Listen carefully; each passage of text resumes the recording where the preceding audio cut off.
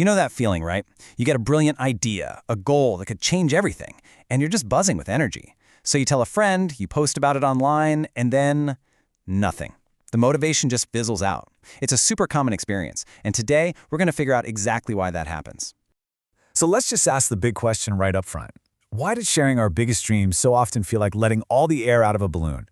Well, the answer is kind of hidden inside a really simple but powerful story about how our own minds work and the quiet magic of just getting started. So, to unpack this, let me introduce you to a guy named Simon. He's a young man from a small village, and he is just overflowing with big ideas and incredible plans. But Simon has this really strange habit, a cycle that keeps him completely stuck, no matter how great his next dream is. Here was Simon's pattern, every single time. He'd get a huge idea, like, I'm going to open the biggest shop in the whole village. He'd announce it to everyone, soak up all the praise and applause. He'd feel so proud, so important. But the next morning, that drive was just gone. Didn't matter if it was making beautiful pots or building a house, the result was always the same. Just empty words.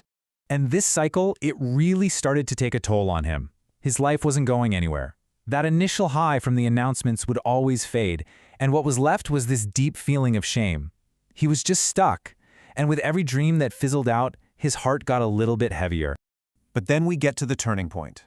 One evening, Simon's sitting by himself, just feeling totally defeated, when one of the village elders, this quiet, wise man, comes over to him.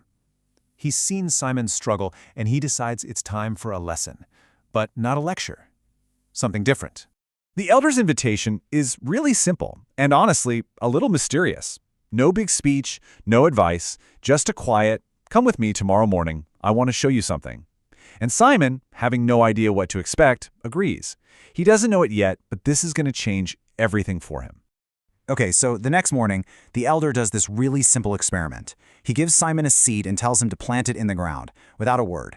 Then, he takes a second seed, makes a big show of announcing its grand future as a mighty tree, and then just places it on top of a rock. The silent seed gets watered and nurtured. The announced seed, it just gets attention. And a few weeks later, the result is, well, it's exactly what you'd think. The seed that was quietly cared for in the dark soil grew into a strong little plant. And the other one? It just dried up in the sun and disappeared. This right here, this is the whole lesson in a nutshell. Now, obviously, this wasn't just about gardening. The story of the two seeds is a perfect metaphor for what happens inside our minds when we chase a goal.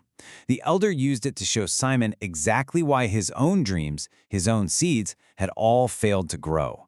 So here is the psychology behind it. There's this concept called false accomplishment.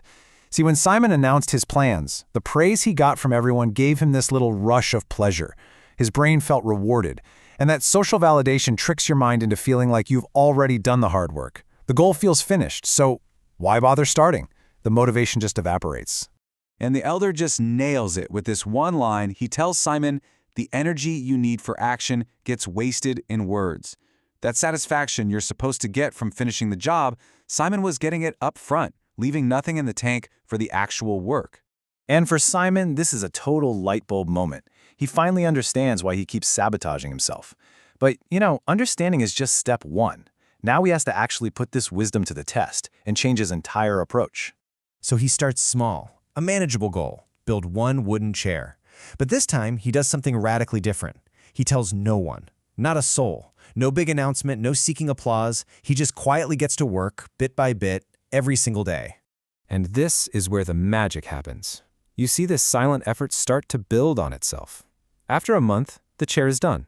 So he builds a table, then a shelf. And with each quiet, finished project, his skill grows, and so does his confidence. And years later, he's not the guy with the empty words anymore. He's one of the most respected craftsmen in the village, known for his beautiful, solid work. And when he finally sat in that first chair he built, Simon felt something totally new. It wasn't that fleeting, hollow pride from hearing applause. This was deep. This was real satisfaction that can only come from making something tangible with your own two hands. It was the pride of doing. Simon's story is such a great lesson for all of us, right? It's about discipline and the quiet power of just showing up. So how do we take this idea and apply it to our own lives, to our own big dreams? It really boils down to this. Treat your goals like that precious first seed. Keep them close to you. Let them grow in the quiet, dark soil of your own hard work. Shield them from all that premature praise. And when the time is right, let your finished work, let that be the announcement. So I want to leave you with this question. Instead of thinking about what big thing you're going to announce next, think about this. What masterpiece are you building in silence? What amazing project, what new skill, what new chapter of your life are you quietly working on, letting your actions speak so much louder than your words ever could?